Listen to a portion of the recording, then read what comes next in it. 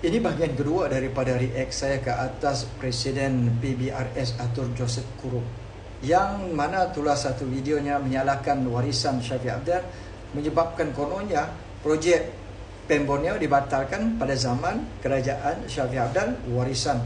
Itulah sebabnya berlaku kelewatan. Betul atau tidak tuduhan daripada Atur Joseph Kurup? Kita telusuri sebenarnya kenyataan daripada laporan Ketua Audit Negara. Bukan laporan daripada Atur, tetapi laporan Ketua Audit Negara 2019. Mari kita perhatikan satu persatu siapa yang menipu fakta dan data ataupun siapa yang buat naratif bodoh dan palui untuk rakyat Sabah tertipu ni. Baik, saya ambil daripada kenyataan laporan Ketua Audit Negara 2019. PDP Sabah dibayar dia punya yuran pada kadar berapa? Pada kadar 5.5%.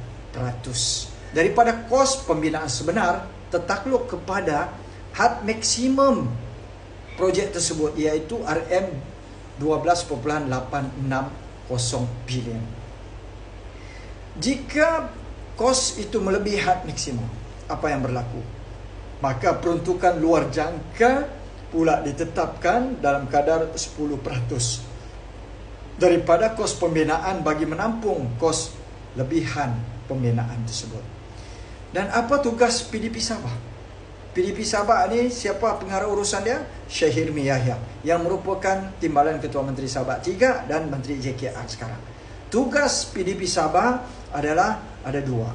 Pertama, hendaklah mematuhi dua petunjuk prestasi utama, Key Performance Indicator 2. Yang pertama, menyiapkan projek selaras dengan tempoh kontrak. Yang kedua, sasaran kos yang telah ditetapkan, iaitu 12.860 bilion. Dan masa dia untuk siapkan projek ini adalah 69 bulan. PDP Sabah telah diberikan tempoh pembinaan dengan untuk menyiapkan projek LPBS adalah selama 69 bulan. Daripada April 2016 sehinggalah 31 Disember 2021. Maksudnya dalam tempoh 5 tahun. Dan kos sasaran untuk projek ini tidak melebihi daripada RM 12.860 bilion. PDP Sabah bertanggungjawab menyediakan 35 package kerja, iaitu work package, dengan kontraktor package kerja, iaitu work package contractor WPC, yang mana untuk membina sepanjang leburai sepanjang 670.28 km, meliputi daripada jajaran seperti mana dalam gambar raja yang tertera. Sepanjang tempoh kontrak, PDP menawarkan 12 kontrak WP kepada 12 WPC.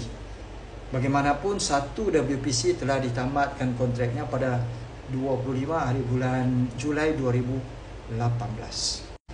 Apa nasib PDP Sabah ni? Kerajaan Persekutuan seterusnya telah memutuskan untuk menamatkan kontrak perkhidmatan PDP dengan memberikan 5 bulan notis penamatan melalui sepucuk surat yang bertarikh 22 April 2019.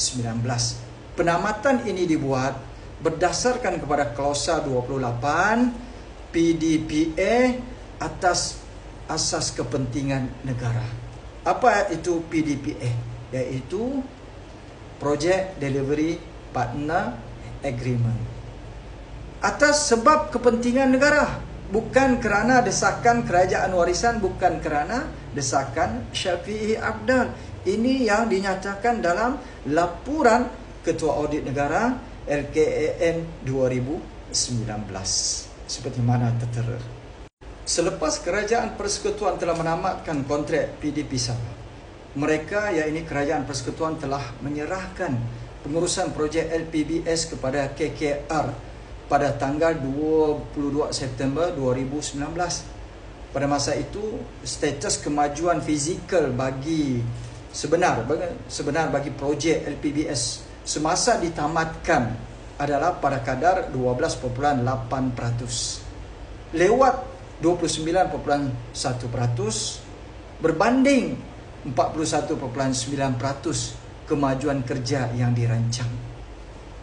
Kemajuan kerja yang dirancang 41.9%, tapi hanya siap 12.8%, kurang 29.1%. Maka Kerajaan Persekutuan kemudian telah melantik semula 11 WP yang sama pada tanggal 2 Disember 2019. Selanjutnya, program kerja baru telah dirangka untuk kesemua WP, 11 WP tersebut, tanpa meninggalkan sesiapa pun. Ini faktanya. Kos projek Lebuh Raya Pen Borneo Sabak dibiayai melalui peruntukan pembangunan oleh Kerajaan Persekutuan, bukan Kerajaan Sabah. Dan penamatan itu juga berlaku oleh Kerajaan Persekutuan, bukan Kerajaan Sabah, bukan warisan, bukan Syafiq Abdal. Kemudian Kerajaan Persekutuan juga telah meluluskan peruntukan berjumlah RM2.100 bilion untuk kos pengambil alian balik tanah-tanah daripada rakyat bagi projek LPBS. Kerana dalam pembinaan Pen Borneo Sabak, dia berbeza dengan Sarawak.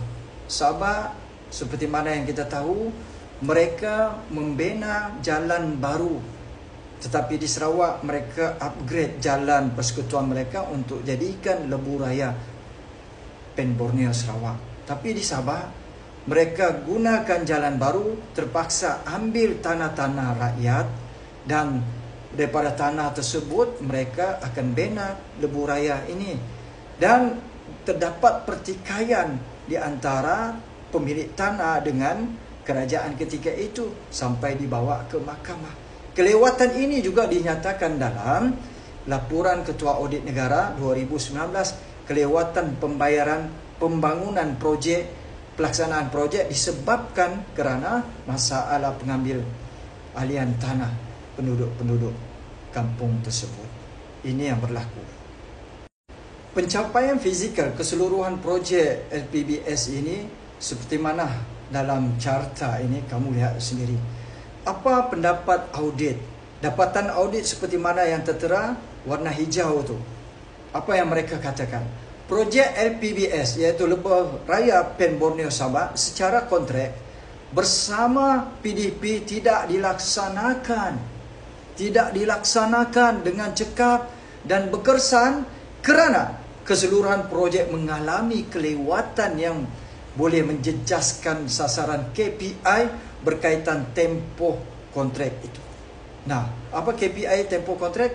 Iaitu 69 bulan dalam perjanjian dan juga tidak melebihi daripada sasaran anggaran perbelanjaan 12.860 bilion. Maka kerana projek ini, projek LPBS secara kontrak bersama PDP tidak dilaksanakan dengan cekap dan berkesan kerana keseluruhan projek mengalami kelewatan yang boleh menjejaskan sasaran KPI berkaitan dengan tempoh kontrak. Inilah yang berlaku dalam perkara ini. Belum habis lagi. Kita bersambung pada part yang ketiga, kerana lebih banyak pembongkaran PDP Sabak yang mana pengarah urusan dia sangat lemah dan gagal untuk memastikan kontraktor 12-11 kontraktor ini mematuhi ataupun pada skala projek itu berjalan, mereka tidak kompeten. Banyak komen-komen daripada audit kamu dengar pada part yang ketiga nanti.